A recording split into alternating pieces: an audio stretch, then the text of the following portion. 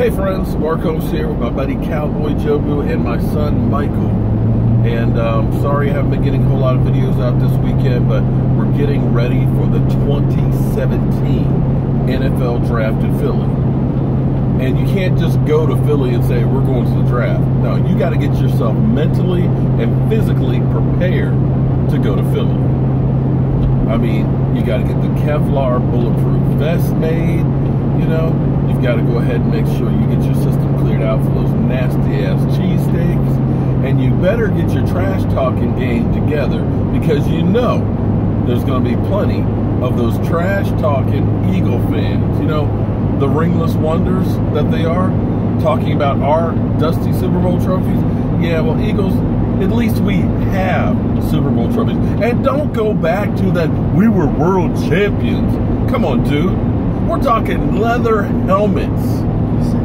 We're 1960, before I was born. And I'm old. I'm really old. I'm the same age as the Super Bowl. And guess what? You never had a Super Bowl or a world championship since I've been alive. So yes, the trash talking in Philly will be going on. But I'm sitting here talking to my son, Michael, over here. And the thing that's amazing, because like I said earlier in another video earlier this week, we sign guys and immediately people will say, he's a bum, that's some wasted money, why do they sign that guy? We should have gone after blah, blah, blah, blah, blah. Okay, well, here's the thing. It's not like the good old days where you can spend as much money as you want. There is a thing called a salary cap. That's right, a salary cap. That only allows you to spend so much money. But here's the thing. When you look back at a lot of these free agent signings, the big buck free agent signings, more times than not, those guys are gone within 2 years.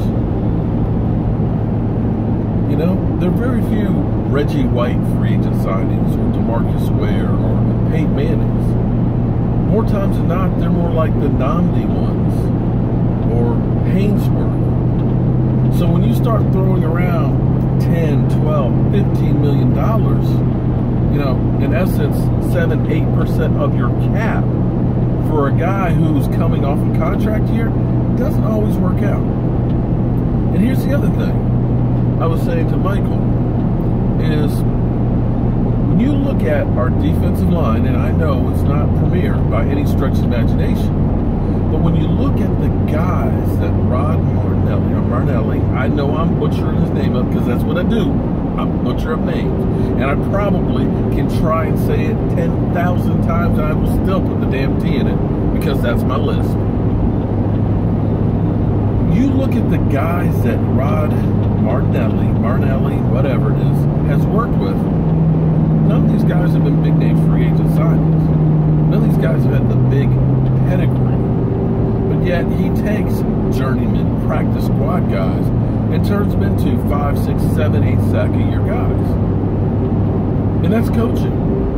And see, that's why I look at a guy like Stephen Pia, who had his best years with him in Chicago, that went to a failed system in Washington. Because Washington, let's face it, Michael, wouldn't you agree? They're a dumpster fire, right?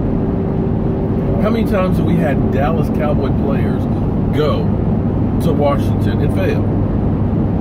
They had Deion, you know, Alvin Harper. Alvin Harper basically stole money. Deion definitely stole money too. But look what happened with Jason Hatcher. Coming off an 11 sack year, was there for 2 years and got a total of, I think, 6 sacks.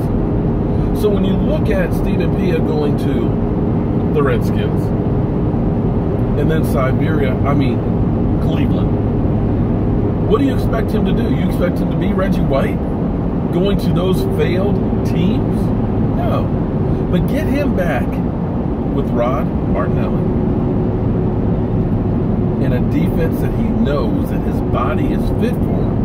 You can expect a lot of great things. And see, that's the one thing that the Cowboys have been good at in free agency. Because they took a guy like George Selvey, and I know I use his name a lot, and I was a big fan of him, and I hated to see him go. But a guy who was a journeyman, who had cups of coffee in Atlanta, Jacksonville, Tampa Bay, all failing teams. and had all of 3 sacks in 4 years. But yet, under Rod Marnelli, had, I think, a 7 or 8 sack season. Because that's what he does. He takes so-so talent, other underappreciated talent, and he turns them into good players.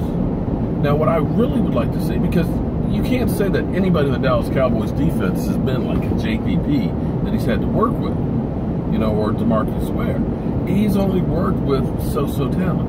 I'm hoping with this draft, we get some more premier talent to get him to coach, to take it to that big step up, for that next level, because that's what we need.